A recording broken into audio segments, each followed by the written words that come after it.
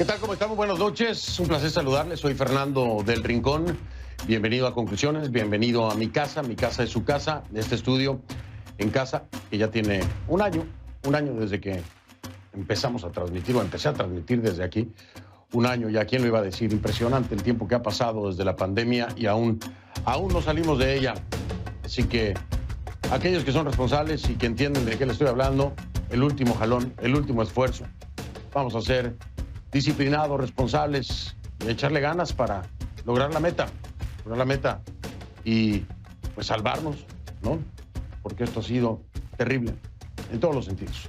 Salvarnos económicamente, salvarnos en términos de vida, primero, antes que cualquier otra cosa. Así que bueno, un año y el tiempo que sea necesario. Aquí estaremos, por supuesto. Gracias. Gracias por acompañarme. Tristemente, el tema que traemos esta noche tiene que ver con muerte. Tiene que ver con muerte, no con el coronavirus, no, por supuesto que no. No con la pandemia. Es un hecho, además de indignante, lamentable, por supuesto, además de indignante, que deja muchas dudas sobre la capacitación de los policías, al menos los municipales, en Tulum, en México. Deja muchas dudas porque el presidente de El Salvador, Nayib Bukele, sugiere que el problema, el tema, es mucho más grande, como si no fuera suficiente.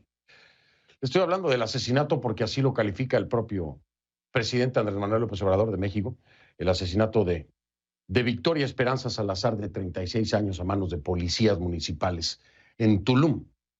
Es un caso que, por supuesto, ha sido calificado como feminicidio y que, irónicamente o trágicamente, dentro de los elementos de policía que participaron en este asesinato, en este homicidio, en la detención, en el sometimiento que la llevó a la muerte, había una mujer. Algo que, desde mi perspectiva, se ha pasado por alto. ¿Por qué creo que se ha pasado por alto? Porque hay que puntualizarlo. En un momento en el que el mundo ha tomado conciencia sobre los temas de género, en un país como México, en el que el poder, literalmente, ¿no? Andrés Manuel López Obrador no acaba de entender el tema de los feminicidios, no acaba de entender el tema de género en favor y en apoyo a las mujeres. Una mujer policía participa del asesinato de otra mujer. Es un tema muy importante que, desgraciadamente, muestra los entretelones de lo que la propia policía, incluida una mujer, no entiende del trato que se le debe dar y la protección que se le debe dar, no solamente a una persona detenida, a una mujer siendo detenida, ¿no? La lógica apunta a que la primera en reaccionar en apoyo a la mujer quejándose, a Victoria quejándose en el piso cuando se le tenía sometida, pues debe haber sido esta mujer policía. No fue así. No fue así. Ahora, la gran duda es por qué el presidente de El Salvador, Nayib Bukele, asegura que esto es mucho más grave. Voy a decir las palabras exactas. Es mucho peor, dice, de lo que pensábamos, dice Nayib Bukele. Y entonces lanza esto. Aún no podemos dar más información. Es decir, que aquí hay más información. El presidente de El Salvador, Nayib Bukele, está diciendo que aquí hay más información. Hay más información sobre el asesinato de Victoria a manos de policías municipales en Tulum. ¿Cuál es esa información? Si hay más información, como lo asegura Nayib Bukele, ¿por qué Nayib Bukele no la puede dar? Y si hay más información, ¿por qué el gobierno de México no la está dando? Si es así, ¿por qué la falta de transparencia? ¿O qué se está ocultando? ¿Y por qué se está ocultando? ¿Por qué no se ha dado a conocer ese resto de información a la ciudadanía, a la familia de Victoria, a los movimientos y grupos feministas que están apoyando y exigiendo justicia por Victoria? ¿Qué es lo que tiene Nayib Bukele que nadie sabe? ¿Qué es lo que tiene Nayib Bukele de información que no ha dicho y que el gobierno mexicano tampoco ha dicho? ¿Cuál es esa información? Esa información que lo lleva a decir incluso que el drama humano se extiende mucho más y deben haber varios cargos de misoginia y agresión aparte del asesinato. ¿Qué es lo que están escondiendo? ¿Y cuándo lo vamos a saber? Ahora, ¿por qué lo esconden? Y ojo, esto que estoy diciéndole no es basado en lo que yo creo o en lo que yo pienso. Eso es lo que declara el presidente de El Salvador, Nayib Bukele. Esto no viene de un medio o de especulación o de... No, es el presidente de El Salvador, de donde era oriunda precisamente Victoria, salvadoreña. Se encontraba en México, de acuerdo al Instituto Nacional de Migración, como refugiada. Imagínese usted el horror. Una mujer que huye de su país buscando refugio, y el refugio y la esperanza de escapar de la violencia y de lo que pasa en su país la lleva a la muerte en manos de quien se supone debería cuidarla, la policía. Vamos a tratar de entender, a ver si es que logramos esa información que dice tener Nayib Bukele que no puede dar todavía. ¿Y por qué no la puede dar todavía? Porque si hay más información, tanto los familiares de la víctima como los salvadoreños y salvadoreñas, los mexicanos y las mexicanas, tienen el derecho de saberla. No se tiene ni se debe esconder la información, menos en un hecho tan lamentable, horrorífico, espantoso. Este es el tema de esta noche.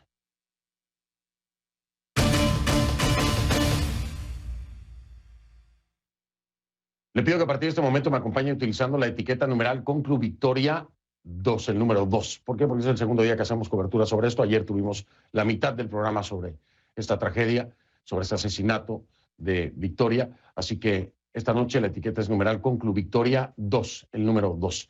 Sus comentarios, por favor, con la etiqueta Conclu Victoria 2 o el hashtag Conclu Victoria 2 a mi cuenta en Twitter, @soyfdelrincón, @soyfdelrincón. A ver qué pasa mientras tanto con los 4 agentes señalados por la muerte de la migrante salvadoreña Victoria Salazar. Bueno, van a ser imputados, como ya le decía yo, por feminicidio. Finalmente, se ha tipificado de la manera correcta. Era muy difícil que no pudieran tipificarlo como feminicidio. Y se lo digo esto porque en México ocurre que muchos casos que deberían ser tipificados como feminicidio no lo son. Entonces, por supuesto, las estadísticas y las cifras tienen una variación importante y no reflejan la realidad porque los casos no son tipificados como esto, feminicidio. Es el caso de Victoria Salazar. Aunque fueron agentes de la policía y fue brutalidad policial, se le debe considerar así, un feminicidio. Y así lo confirmó a CNN el fiscal general del estado de Quintana Roo, Óscar Montes de Oca. Los 4 funcionarios de la Policía Municipal de Tulum, Quintana Roo, que las autoridades creen mataron a la mujer de origen salvadoreño. Digo, esto de que creen es obviamente mero trámite.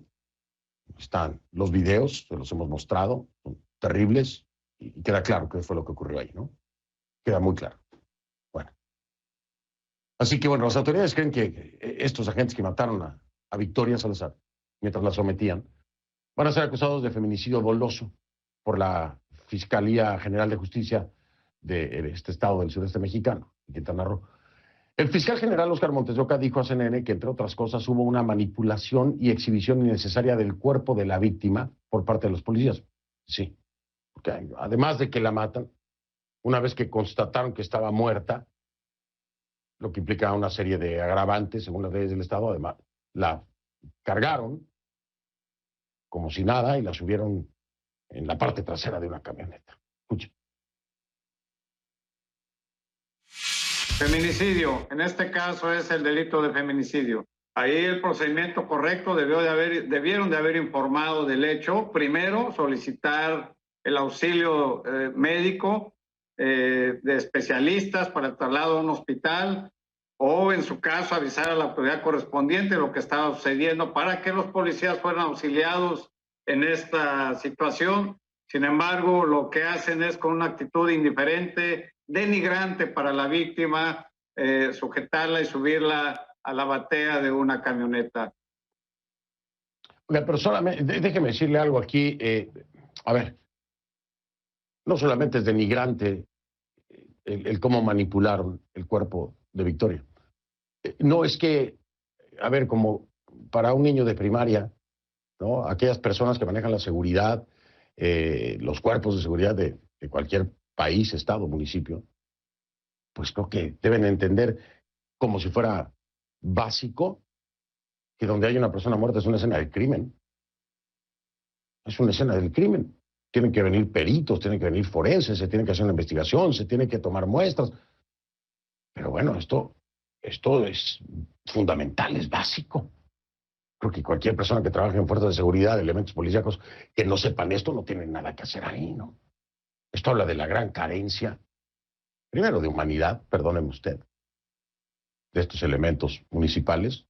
Y ojo, no van a decirme después que estoy satanizando a todos los policías en México. No, soy muy puntual. La falta de humanidad de estos y de esta policía, pero además la falta de conocimiento y capacitación, ¿no? Porque eso era una escena de crimen. Este martes varias organizaciones internacionales y pro derechos humanos cerraron filas en torno al caso y condenaron lo que califican como el asesinato de Victoria Salazar, que le repito, esto también lo calificó así el presidente Andrés Manuel López Obrador. ONU Mujeres, que es la Organización Internacional para las Migraciones en México, ACNUR, y la Oficina en México del Alto Comisionado de las Naciones Unidas para los Derechos Humanos pidieron una investigación imparcial, como siempre lo hacen, ¿no? En línea con los estándares de derechos humanos, y recordaron que el Estado mexicano asumió importantes obligaciones y compromisos en esa materia, y que además el país cuenta con un marco normativo nacional que establece que las instituciones de seguridad deben tener protocolos de actuación, además con perspectiva de género. Imagínese usted todo lo que le falta, imagínese usted todo lo que le falta a estos policías municipales. En opinión de Dana Graver-Ladek, que es la representante de la Organización Internacional para las Migraciones en México, la muerte de Victoria es lamentable y evidencia las carencias que existen para proteger la vida y la seguridad de las personas migrantes en México. Estamos ante un caso, dice, de doble discriminación de la víctima por el hecho de ser mujer y por su condición de persona migrante. Este trágico desenlace jamás debió haber ocurrido y pone de manifiesto, por un lado, la necesidad de determinar las responsabilidades correspondientes y, por el otro, de implementar medidas para garantizar la no repetición. Por su parte, la Comisión Nacional de los Derechos Humanos de México también se pronunció sobre el caso y emitieron un comunicado en el que reiteraron que la violencia contra las mujeres se desarrolla en un marco de impunidad social, por lo que el Estado mexicano tiene la obligación de garantizarles una vida libre de agresiones y poner en marcha acciones y políticas para garantizar sus derechos humanos. Quiero decirle, antes de pasar con mi invitada, contactamos con el fiscal Óscar Montes de Oca, el fiscal general de Quintana Roo. Nos confirmó que iba a estar vía telefónica porque estaba en tránsito, en carretera, pero a esta hora no contesta Óscar Montes de Oca, el fiscal general de Quintana Roo. ¿Por qué? No sé, a lo mejor no le cae la llamada, no tiene señal, vaya usted a saber por qué. Pero quiero dejarlo claro. Óscar Montes de Oca, fiscal general de Quintana Roo, se comprometió a estar aquí vía telefónica. No aparece. No aparece. Y la pregunta, usted ya sabe cuál es, la pregunta que voy a hacer, la primera que voy a soltar, ¿no? ¿A qué información se refiere el presidente de El Salvador, Nayib Bukele, que todavía no puede dar a conocer? Pero bueno, vamos a ver si contesta en algún momento Óscar Montes de Oca, fiscal general de Quintana Roo, vía telefónica. Pero tengo una invitada importante, por supuesto, y le voy a dar la bienvenida a ella. Vamos entonces con Marta Evelyn Bartres, es la diputada salvadoreña por el movimiento Arena. Vamos a dar la bienvenida.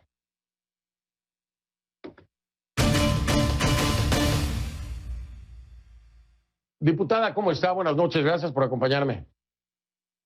Buenas noches, Fernando. Un verdadero placer saludarte esta noche y a todos los que te sintonizan en este tan interesante y trascendental programa y que estamos abordando una situación sumamente dolorosa para los salvadoreños y para la mujer salvadoreña también.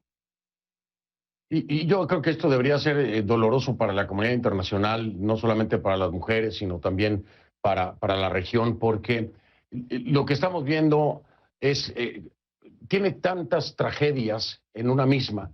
Y la primera de ellas, le digo, diputada, por ejemplo, ¿cuál es el compromiso de un país como México cuando recibe a una refugiada por parte de El Salvador?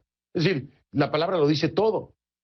Victoria se estaba refugiando de lo que vivía en El Salvador. Y lejos de que el Estado mexicano le haya garantizado refugio, la acabó matando.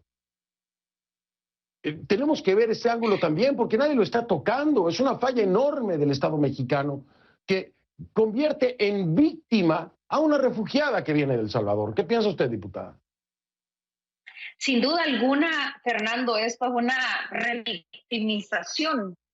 Victoria refleja a muchas mujeres salvadoreñas, la trama que muchas mujeres salvadoreñas viven en este país, que sale del Salvador por falta de oportunidades, buscando un mejor futuro para mantener a sus hijas.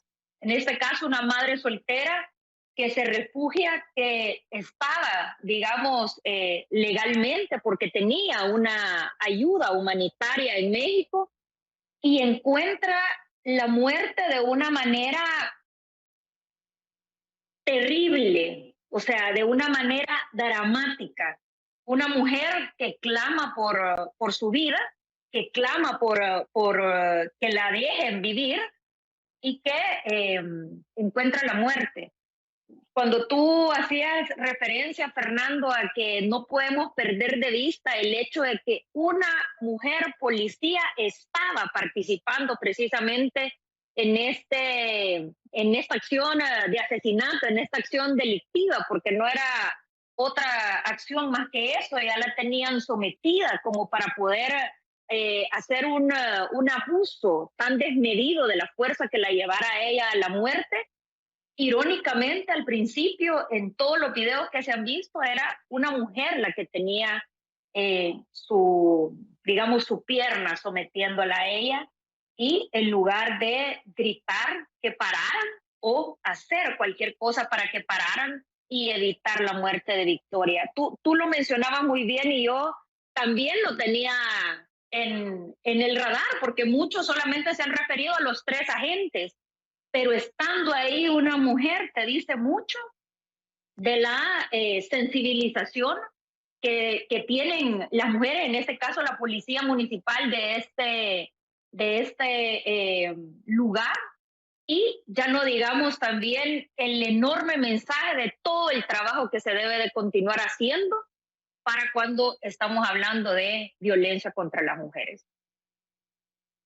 Es increíble, es inverosímil. A ver, en México, como en Latinoamérica, hay un grave problema con los feminicidios. Cuando una agente de la policía municipal o estatal o federal no tiene ni siquiera la empatía, ojo, esto es un tema de preparación y de capacitación que debería ser instruido por parte de las autoridades en las academias. Evidentemente eso no existe. Pero cuando ella como mujer, como género, no puede tener empatía con otra mujer que está pidiéndole que la deje respirar, que la está lastimando, habla no solamente terriblemente de la corporación policial, habla también de un problema que tal vez es generado en la propia institución. Y es que me parece a mí, y esto es una suposición, es que insensibilizan a la mujer policía que participa de la institución. La insensibilizan con respecto al género, en lugar de generar mayor sensibilización. Diputada, déjeme hacer una pausa. Regreso, seguimos hablando de esto porque hay muchas otras cosas. Y una de las preguntas que le voy a hacer, y me responde después de la pausa, es que el Estado mexicano ha salido a condenar y estos agentes van a ser procesados y la mujer agente también va a ser procesada, los policías municipales, y no va a haber impunidad. Pero, a ver, diputada, aquí se está lavando las manos el Estado mexicano. A la que asesinaron fue a una extranjera. Aquí el Estado mexicano tiene una corresponsabilidad con el Estado salvadoreño. Me parece que están minimizando la situación. Me parece que también el gobierno salvadoreño no está metiendo la presión que debería meter. Estoy hablándole directamente a Nayib Bukele. Pero me dice usted qué piensa, porque aquí hay una responsabilidad estatal. El asesinato es de una extranjera que además estaba bajo protección del Estado mexicano. Imagínese usted la ironía. Hago una pausa, regreso y continuamos charlando.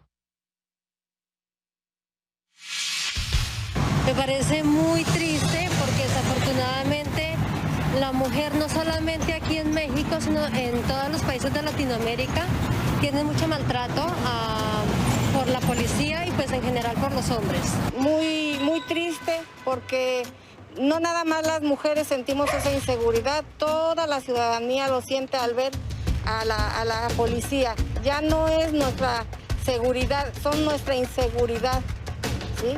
Y como mujer estoy muy inconforme y temerosa simplemente de que hasta cualquier policía, llámese cualquier cargo que tengan, se nos acerque. Encontrarte con una patrulla o con un policía, ya en lugar de sentirte protegido, ya es así como que si vas con tus niños, te sientes temeroso de que te vayan a parar por algo que a lo mejor tú no sabes, tú no hiciste. Y pues pedir más que nada a los gobernantes, a las autoridades que tomen cartas en el asunto.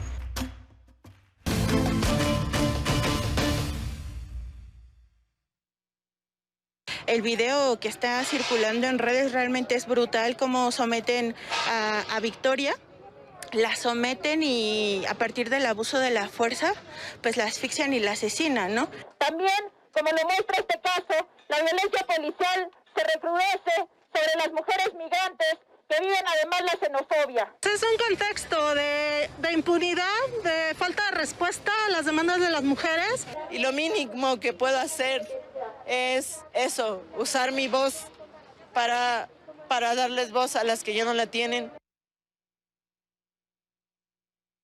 Mire, está previsto que en las próximas horas viaje desde El Salvador a México la familia de Victoria Salazar, la mujer salvadoreña que murió o que asesinaron durante este procedimiento, si se le puede llamar así, procedimiento policial en Tulum, Quintana Roo.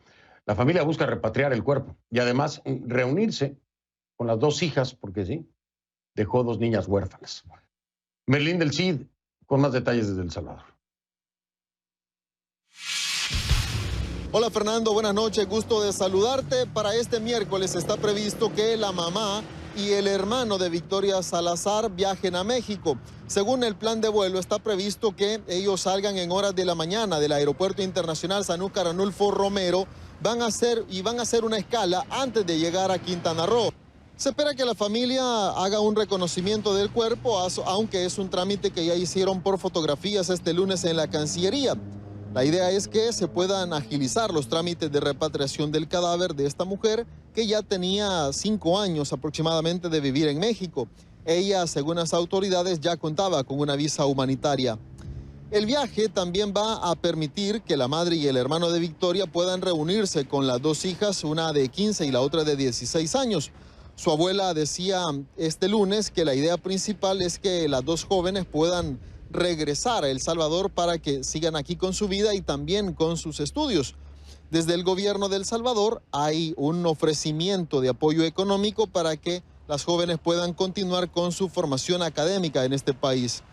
Según las autoridades, por el momento no hay una fecha específica para que puedan regresar y que incluso pueda ser repatriado el cadáver, aunque han explicado que están haciendo los esfuerzos con sus similares de México para que esto pueda ocurrir lo antes posible. Este es un caso que ha causado indignación tanto en México como en El Salvador. De hecho, en este país, este lunes en horas de la noche, un grupo de mujeres se concentró en el Monumento a la Constitución para condenar lo ocurrido, pero también para exigir a las autoridades de México y también de El Salvador para que impulsen acciones que permitan evitar que este tipo de hechos se repitan o que continúen otras expresiones de violencia en contra de las mujeres. Fernando. Merlín, muchísimas gracias. Era Merlín del Cid con la información allá desde El Salvador. Continúo mi charla con la diputada Marta Evelyn Bartres, por el Movimiento Arena, diputada por el Movimiento Arena. Diputada, aquí hay una responsabilidad muy importante del Estado mexicano. ¿Por qué? Pues ya todo el contexto que yo le estaba dando, ¿no? Es el asesinato de una mujer salvadoreña, el asesinato a manos de fuerzas de seguridad del Estado, en este caso municipales, que acaban asesinando a una refugiada también. Yo quiero preguntarle si cree que el gobierno de Nayib Bukele o el propio Nayib Bukele está exigiendo lo que debería en temas de responsabilidad del Estado mexicano. Fernando, te voy a contestar lo más objetiva posible. Creo que el presidente Bukele no está exigiendo lo que él mismo no está dispuesto a dar y hacer por las mujeres salvadoreñas en este país. Y creo yo de que ese es un parámetro que nos permite saber por qué no lo está haciendo. Él es un presidente que se ha caracterizado muchísimo por tocar los temas de país a través de Twitter. A nosotros también nos toma por sorpresa esa manifestación de decir que es mucho peor de lo que se puede imaginar. Es una información que incluso ni el propio presidente mexicano lo ha dicho. Entonces, claro que salta esa duda a la que tú has hecho referencia. Pero un presidente de un país donde no valora o no le toma la importancia a la violencia que las mujeres sufren en su propio país, difícilmente lo puede exigir en otro. En este caso, te quiero decir que entre lo que va de enero a marzo de este año, hay más de 40 mujeres desaparecidas en El Salvador. Van más de 15 feminicidios en lo que va de este año. Y tú tenés que el año pasado nosotros cerramos el 2020 con 500 mujeres desaparecidas en este país y más de 130 feminicidios. Entonces eso sin duda alguna enciende las alarmas para cualquiera y pone de manifiesto la falta de compromiso en realidad de la política que existe para la protección de las mujeres. Y en este caso, pues salta la duda. Yo no solamente exigiría justicia para Victoria, sino la restauración de esa justicia también para su familia, Fernando.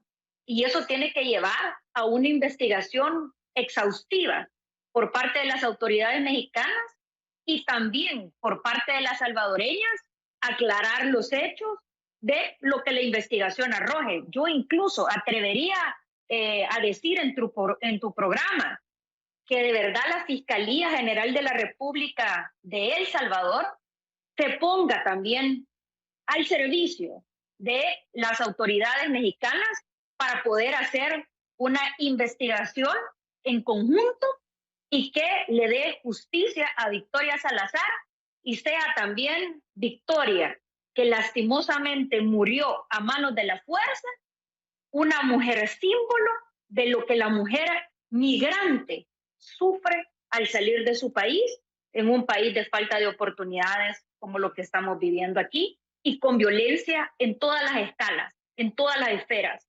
No solamente violencia con todos los tipos de violencia, sino también violencia política. Y eso es lo que vivimos las mujeres en este país, y eso es la causa que nos une. Y cuando hay violencia hacia las mujeres, no importa la nacionalidad, sino todas nos unimos a decir ni una menos. Me tengo que despedir, pero voy con una pregunta que a mí me tiene intrigado y que no me han dado respuesta de presidencia. Bueno, ya no me extraña. Nayib Bukele prometió en su momento cuando era candidato en este programa a mí y en cámara, y ahí tengo la grabación, que si llegaba a ser presidente me daría la primera entrevista para hablar de muchos temas. Hasta el día de hoy no le he visto un pelo a Nayib Bukele y hemos solicitado muchísimas entrevistas con él. Claro, en este tema particular era más importante hablar con él para preguntarle qué información es la que usted tiene que dice ahora que no puede dar, que es mucho más grave de lo que sabemos sobre el caso de Victoria. Me parece que si es así, pues no tiene por qué ocultarla, ¿no? Me parece una falta total en todos los sentidos. De parte del Estado mexicano, gravísimo, pero Nayib Bukele como presidente de El Salvador que no esté respondiendo, dando la información que se está escondiendo por parte del Estado mexicano, si es cierto lo que él dice, pues me parece más grave. Ahora le pregunto, diputada, y esta es concretamente la pregunta, ¿qué cree usted que pueda tener Nayib Bukele en donde asegura que el caso de Victoria es mucho peor de lo que pensamos? Aún no podemos dar más información, pero el drama humano se extiende mucho más y deben haber varios cargos de misoginia y agresión. ¿Qué información tendrá que no puede dar y que hace más grave esto? ¿Qué cree usted, diputada? Fernando, sería irresponsable, al igual que lo ha sido a través de un mensaje de Twitter, decirte cuáles son las razones o qué es lo que él sabrá.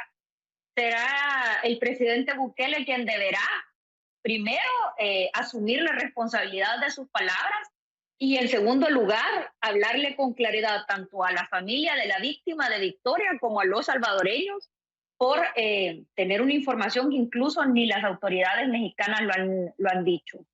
El por qué él no te da una entrevista, me atrevería a decir que nosotros en este país, a través del presidente, seguimos una política de la publicidad y de la foto, pero la publicidad controlada. Y si él siente que tú le vas a hacer unas preguntas que a él lo ponen apuros, va a preferir huir de esa entrevista antes de hablar con la verdad, Fernando. Eso es lo que yo te pudiera decir de lo que está pasando con él.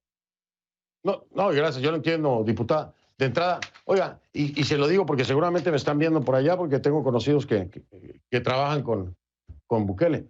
Es que el que se pone en apuros es el mismo. El que se pone en apuros es el mismo. Cuando un presidente por no dice hablar con la verdad. Exactamente, está escondiendo información. Fíjense usted lo grave de esto, ¿no? Si esto fuera en una corte y se estuviera llevando a cabo un proceso y usted retiene información de un asesinato y no la da a conocer, lo meten preso por estar obstaculizando una investigación de un homicidio. O sea, Nayib Bukele, muy presidente será, pero está haciendo lo mismo. Si Nayib Bukele tiene más información, como él dice, que hace de esto un caso mucho peor de lo que pensábamos y la está reteniendo, está cometiendo un delito Nayib Bukele porque está ocultando información que pudiera esclarecer los hechos del asesinato de una salvadoreña en México. Y si esa información que el gobierno mexicano está escondiendo, está siendo cómplice de falta de transparencia del Estado mexicano en el caso de un homicidio de una extranjera. Es gravísimo, gravísimo si es cierto. De hecho, ojo, lo repito. Claro, y de hecho, este día veíamos el informe que se daba en Estados Unidos sobre casos de corrupción, violencia a derechos humanos, violaciones a los derechos de libertad de prensa, de libertad de expresión, persecución política de altos funcionarios de El Salvador. Entonces, y Fernando, hay mucho de qué hablar. Hoy estamos hablando de Victoria Salazar, que murió en manos del uso de la fuerza en otro país, pero aquí también podemos hablar de asesinatos que se han dado, como 2 militantes de un partido distinto al mío, pero que eran salvadoreños, seres humanos. Hay muchas cosas por las que hablar sobre el tema que tú te estás refiriendo. Claro, de eso no quisiera yo hablar porque no estoy enterado de los casos que me está mencionando. Tendría que conocerlos, estudiarlos. Lo mencionaba por el tema de falta de transparencia que tú me decías. Exacto, exacto. Yo lo entiendo, yo lo entiendo. Y lo entendí así, diputada. Muchísimas gracias, diputada. Me tengo que despedir a ver si aparece Bukele y revela la información que dice él tiene, que todavía no puede dar, ¿no? Imagínense usted, un homicidio, un asesinato, y todavía no puedo dar la información. Hágame el favor, qué vergüenza. Gracias, diputada Marta Evelyn Vázquez. Muchas gracias. Fernando. Gracias a ti, un placer y bendiciones. Sí, pueda que tuitee más tarde, Fernando. Gracias, buenas noches. Para tirarme ahí una colita, como siempre hace, ¿no? Bueno, me despido de la diputada, voy a una pausa. Hay un tema aquí que le pegó, ya le había pegado, ¿no? Pero ahora sí ya le pegó contundente, ya no tiene ninguna excusa. ¿De qué le hablo? De otro presidente, Juan Orlando Hernández, el de Honduras, sí, porque ya condenaron a su hermano Tony Hernández, ¿no? Lo condenó nada más y nada menos el juez que a cadena perpetua por narcotráfico a gran escala. Y yo me sigo preguntando, Juan Orlando Hernández, ¿usted no sabía nada de lo que hacía su hermano? ¿No tenía idea? Bueno, ya regreso.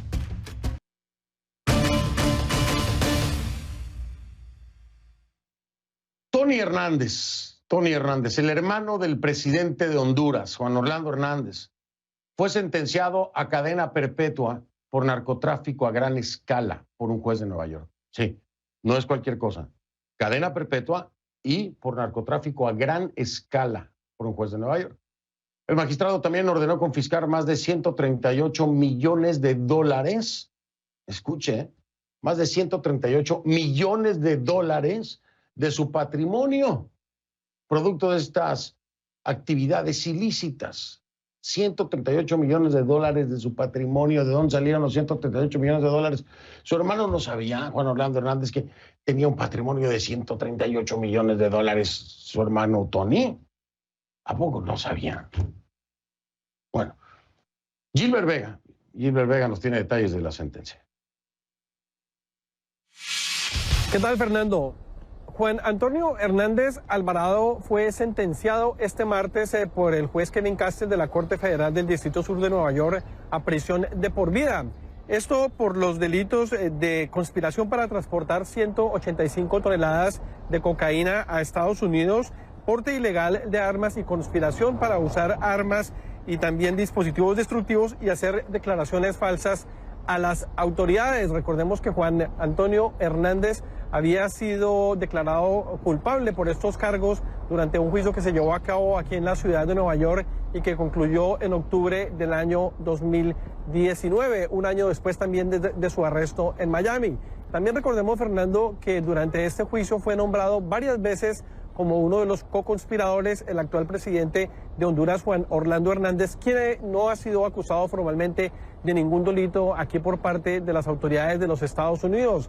El presidente hondureño siempre ha rechazado las acusaciones de supuestos vínculos con el narcotráfico y también ha negado que se le hayan entregado dineros procedientes de actividades ilícitas para sus campañas políticas. Hoy, de hecho, antes de conocerse la sentencia, escribió en su cuenta en Twitter: para toda la familia, la noticia que se espera de Nueva York será dolorosa. ¿Y qué más se puede decir de un juicio en el que el testimonio del principal cooperador de los fiscales ahora queda expuesto por las grabaciones secretas de la propia DEA como una mentira? Eso dijo el presidente Juan Orlando Hernández en su cuenta en Twitter. Aquí algunas personas, miembros de la comunidad hondureña, se hicieron presentes y reaccionaron así a esta decisión judicial. Gracias a USA, aquí hay justicia, en mi país no hay justicia, allá te matan por decir fuera. No me siento alegre por porque le dieron cadena perpetua, sino me siento alegre porque podemos ver, los hondureños pueden ver ahorita que hay justicia, que esta gente es la que tiene el país en un estado de pobreza, de muertos, no hay libertad de expresión. Entonces ahora el pueblo, esto le va a dar más fuerza. El juez Kevin Castel también ordenó a Juan Antonio Hernández Alvarado a que se le confisquen 138,5 millones de dólares producto de sus actividades del narcotráfico. En Credicorp Capital.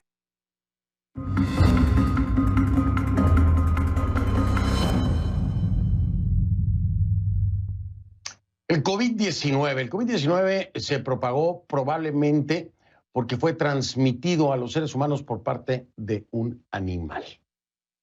Esta es la determinación a la que llegó precisamente la Organización Mundial de la Salud en el tema del origen o los orígenes de la pandemia. Por supuesto, era algo que ya se había venido hablando, pero ahora este ya es un resultado prácticamente oficial, vamos a decirlo así, después de la investigación. ¿Qué es lo que pasa? Bueno, pues Estados Unidos y otros 13 países se preocupan aún más y están pidiendo entonces que se sea más específico y que se hagan evaluaciones independientes al respecto. Michael Roa tiene los detalles. La fuente menos probable del origen del nuevo coronavirus es un laboratorio. Esta es una de las principales conclusiones del informe final de la Organización Mundial de la Salud presentado este martes. El objetivo es tratar de esclarecer cómo se introdujo el coronavirus en la población humana. El reporte contradice lo que dijo a CNN esta semana Robert Redfield, quien fuera director de los CDC durante la administración Trump. Creo que la teoría más probable de este patógeno en Wuhan es que era de un laboratorio. Ya sabes, que se escapó. Redfield no presentó prueba alguna que sustentara esta opinión personal. De acuerdo con el nuevo documento, lo más probable es que el COVID-19 se haya propagado a través de un animal huésped intermedio, posiblemente una especie salvaje capturada y luego criada en una granja. La investigación realizada entre el 14 de enero y el 10 de febrero en la ciudad china de Wuhan por 17 expertos chinos y 17 de otros países no encontró que otro animal haya sido infectado por un murciélago, considerado la fuente original más probable del virus. Tampoco es probable que el COVID-19 llegara a los seres humanos a través de productos congelados contaminados, aseguran los investigadores. El virus se estaba asimilando en el mercado a principios de diciembre de 2019, pero también hubo casos no relacionados con el mercado y fuera de los mercados, con ligeras diferencias en la composición genética del virus. Estos casos muestran que hubo cierta circulación en diferentes partes de la ciudad no relacionadas entre sí. El reporte indica que el mercado de productos frescos de Guanan en Wuhan podría no haber sido el primer punto de contagio en diciembre de 2019, pero debido a las aglomeraciones y a las pocas medidas sanitarias y de ventilación, este lugar pudo haber ampliado la propagación del virus. Aún no se sabe cuál es el origen del virus. Los expertos recomiendan realizar más pruebas a las muestras de sangre tomadas y almacenadas en China antes del primer brote de coronavirus a fines de 2019. También sugieren más pruebas a animales del sudeste asiático y un estudio más profundo de las concentraciones masivas de personas que podrían haber ayudado a la propagación del nuevo coronavirus. Michael Roa, CNN, Atlanta. F del Rincón, esa es mi cuenta en Instagram, F del Rincón en Instagram, ahí lo ven. Soy Fernando del Rincón, lo veo mañana. Muchas gracias.